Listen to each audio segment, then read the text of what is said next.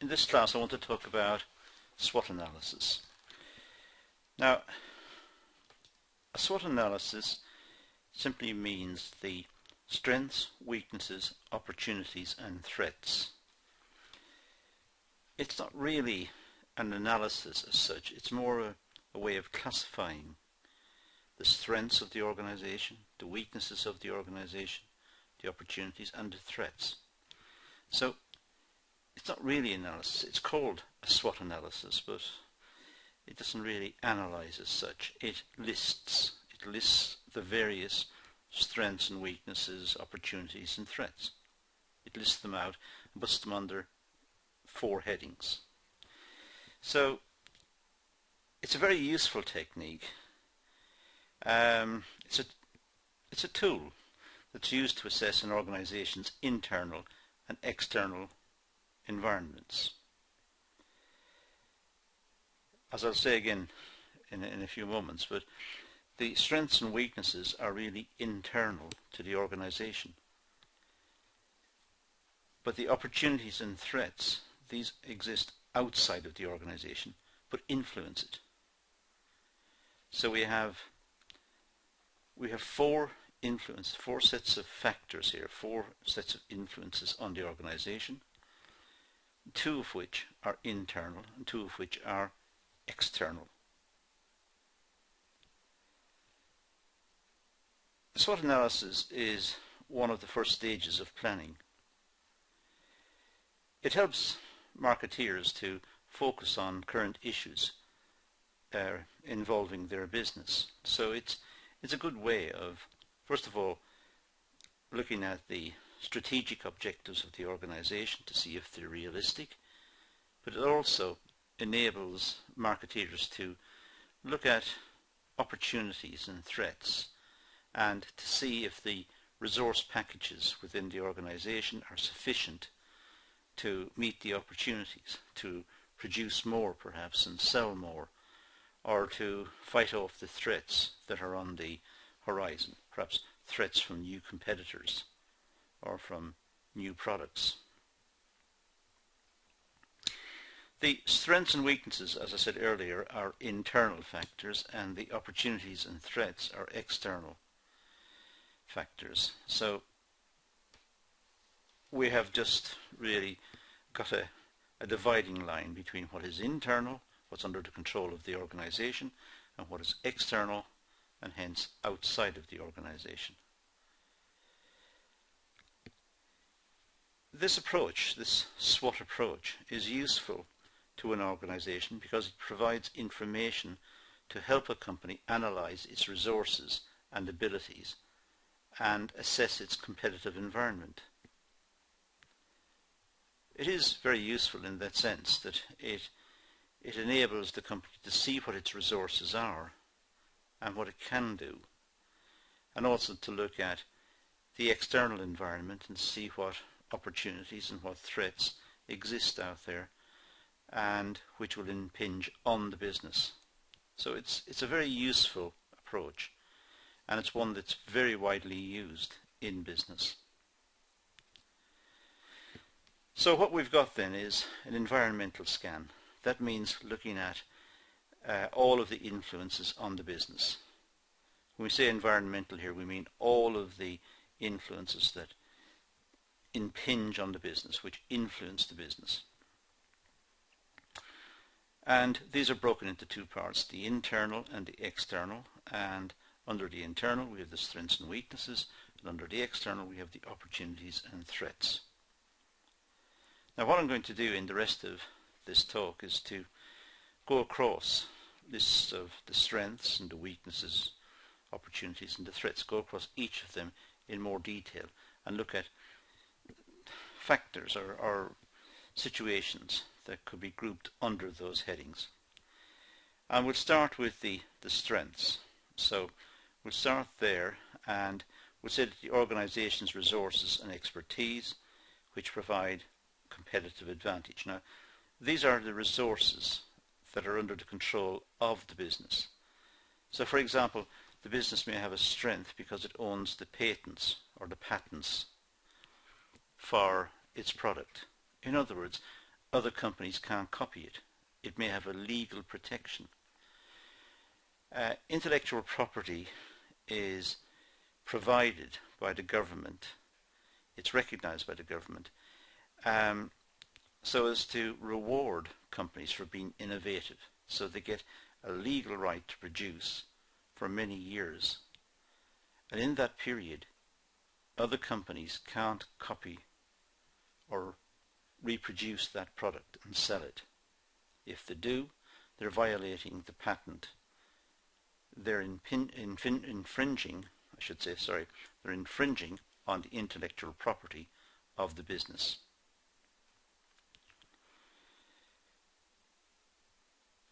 The business could have a strong brand name, in which case it's difficult for competitors to compete against them. And establishing a strong brand name is a strength of the business.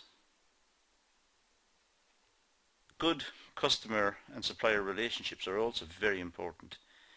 Customers who are loyal to the business because of their experience are a real asset to the business because they are a reliable source of sales.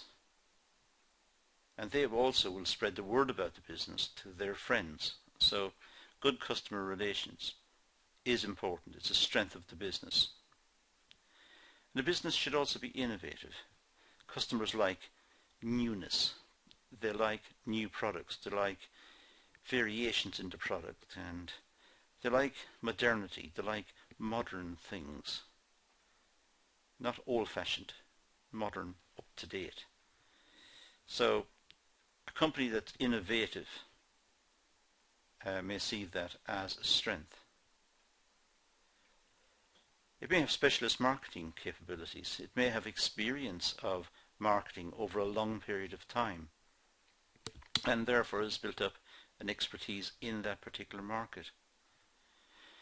So it's capable of targeting the market very precisely, targeting the customers and presenting the customers with a product that meets their needs and meets their needs effectively. It could also have a good reputation for production quality. For example, having internal quality as well as the final good. It could have an overall sense of quality in the sense that customers know that it's environmentally friendly, its production techniques are efficient, it minimizes waste and it minimizes resources, it doesn't pollute the atmosphere, it's kind to the environment, and it produces a good at the end which is of good quality. So it's the overall perception of the business perhaps that generates the strength. And also it has good distribution channels. It can get its product to market quickly, and it's able to supply areas of shortage at perhaps short notice, depending on its stock holding capabilities and its distribution. But also it may be able to use distribution channels efficiently, being able to synchronize distribution between one mode of transport, let's say, and a second. It may be able to use rail and road very efficiently. So its use of distribution channels may also be a strength. And it may have an overall cost advantage. It may have efficient workers who are well trained and very motivated because it has a good relationship between the workers and management. You could also have a good management who are efficient and get on with the job and have the interest of the business at heart. There are many ways in which we could look at this, but a cost advantage is certainly a strength. Now I'm going to go through the weaknesses. You won't be surprised to learn that the weaknesses are really the opposites of what I've got here. So, but I'll go through it anyway, but it is actually the opposites, more or less, of what I've got on the screen at the moment. But let's talk about the weaknesses anyway. So with the weaknesses, we will look at the idea that a weakness is actually the lack of a strength. Not having the strength is a weakness, because competitors are not generous to the business. If competitors see the lack of a strength, they perceive it as a weakness, and they will exploit that lack of strength in a certain area. So, as I said, really the reverse of what we've just done, but let's go through them. You could have a weak brand image. It depends on the product that's been made. If it's a generic product serving the wider market and perhaps low value, produced in large quantities, it won't have necessarily a brand image. It is just put on the market to solve a need, but it's not a fundamental need. It's not a quality product. It could have poor customer relations or supplier relationships. Companies sometimes set up customer relations systems that may be counterproductive. Going through to a call center where the person speaking is not very helpful or not very understanding of the requirements of the customer may be counterproductive. Maybe the call center is doing more damage than good. You could have poor quality goods and services. Poor quality goods, it doesn't do what was promised, what was expected. It doesn't meet the customer need effectively over a period of time. The good breaks, or it does not satisfy the need, and therefore it's not a good good, it's not a quality good, and the customer will be upset with it and perhaps tell his or her friends, and sales will be lost. It may have insecure patent protection. Well, perhaps it doesn't have any patent protection. And that would be a weakness. If it's producing an item that other companies can produce, and if the company is making profit and the other companies know it's making profit and can produce the good, they will do so. So the profits will be reduced in the future. The profits will be shared out between the additional firms. We say in this case that the market is what we call contestable. If the market is contestable, then there will be less profits for each producer. You could have a high cost structure. Perhaps the machinery that's used is old vintage. It's out of date, and perhaps the processes that are used have not been kept up to date as well, and perhaps the workers haven't been trained in modern techniques. For that matter, perhaps the management are not trained in modern techniques and can't be relied upon to make good decisions. So there could be a lack of relevant skills, both on the worker side and on the management side.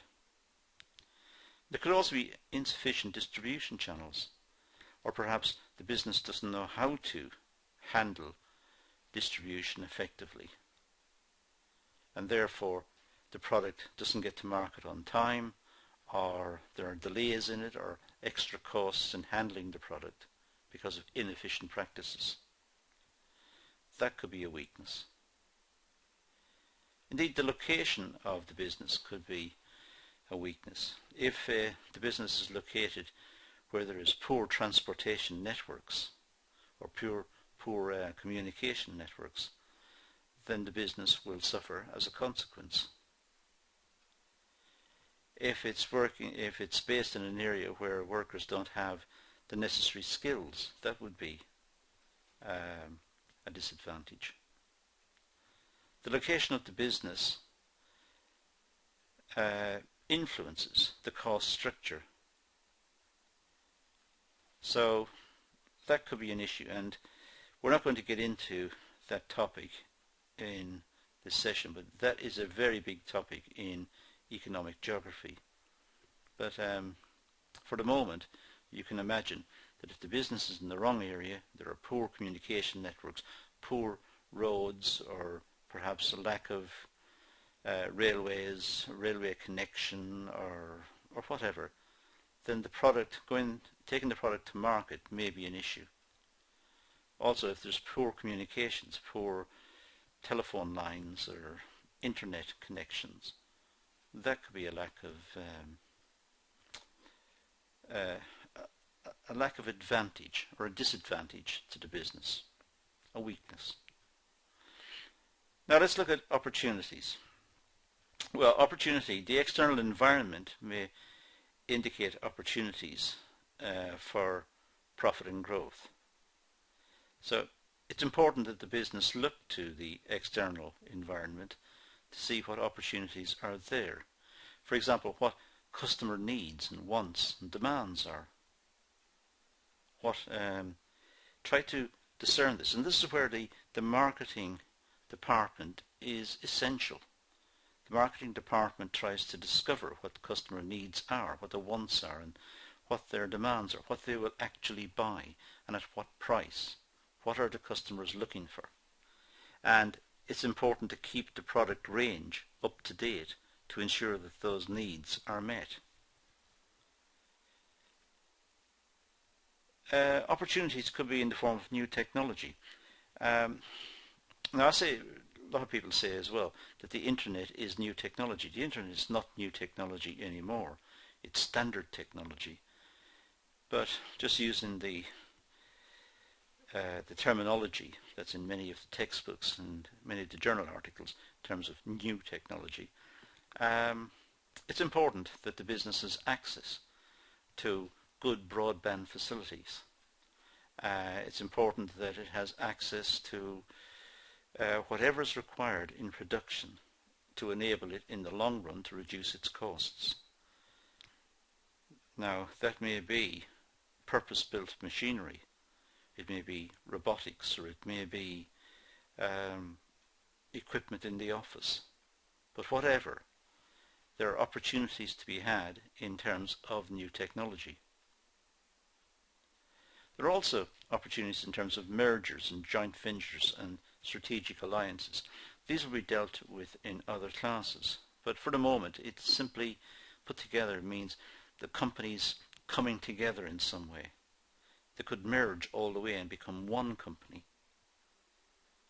That might be an opportunity for some companies to merge with a competitor so as to become one and become stronger as a consequence. Or they could have joint ventures where two companies agree to enter a market, keep their identities, stay as two companies, but enter a market and supply the market between them so as to generate profits there, and so on. So, as I said, these will be the subject matter for other videos in perhaps other modules as well. The opportunities could be a new international market. We think nowadays of China, but there's India and many of the Middle Eastern states and the Far East, and so there are new opportunities arising all the time, and the company should be ideally in a position to take advantage of those opportunities. There are also changes in government policies, introduction of new regulations, or reducing some bureaucratic regulations, or perhaps changing the tax rate, or changing grants for certain purposes. Or so the government, in other words, generally speaking, has a role to play in providing opportunities for businesses to grow, to expand, to become more profitable. And also the business itself could enter new market segments. Perhaps the business makes something which is entirely aimed at the male population. Well, it may be able to reconfigure the product and aim it at the female population, so it's going to a different segment. Or it makes something which is aimed at people in their 20s, and by reconfiguring it, they're able to target the product also at people who are in their 40s, a different segment of the market. So the business, in other words, should be looking for opportunities, and this part of the SWOT analysis enables them to write down what opportunities they may experience or they may encounter, and seeing what resources are required to exploit those opportunities, to capitalize on those opportunities, and then expand the business accordingly. Finally, let's look at threats. Well, changes in the external environment will pose threats to the organization, and it may stop it from growing and from prospering. So there are various threats that we can imagine. The arrival of a new competitor in the market is a fairly obvious one.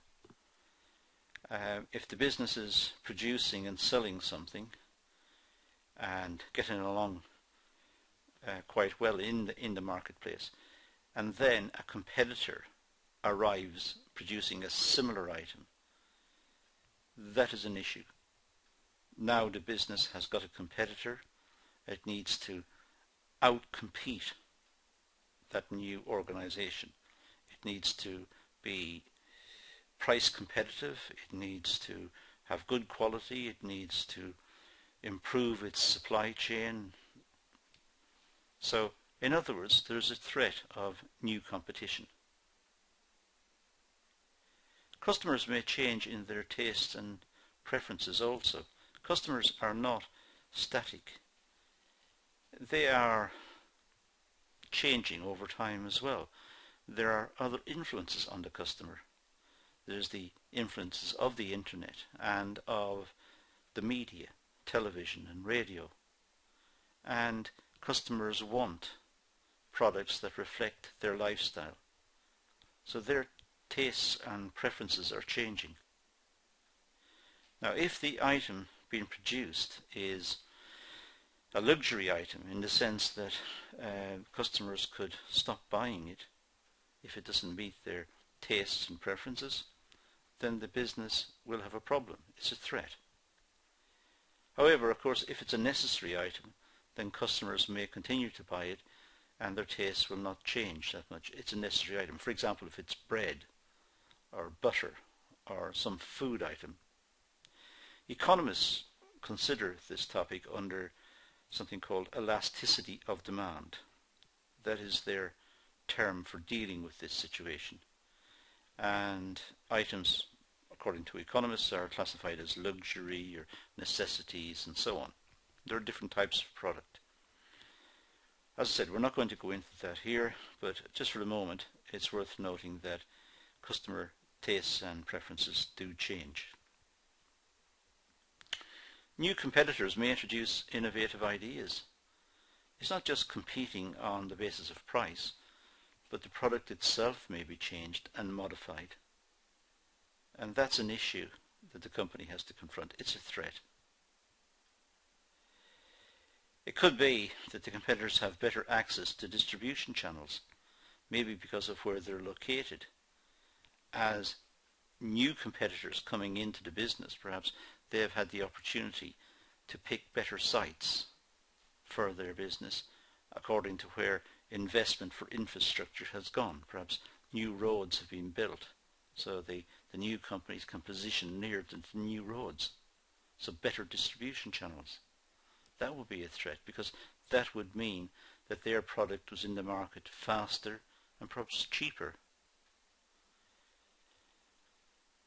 There could be international trade barriers against the product. If the product is sold overseas, then overseas governments may impose a tax on the good, for example, as a means of raising revenue. Now, in some cases, because of treaties, that may be illegal, but it's very difficult to impose or to force a country to adhere to a treaty. I mean, countries don't go to war on the basis of the price of particular products, generally speaking. I agree in the past it did, but not in recent history.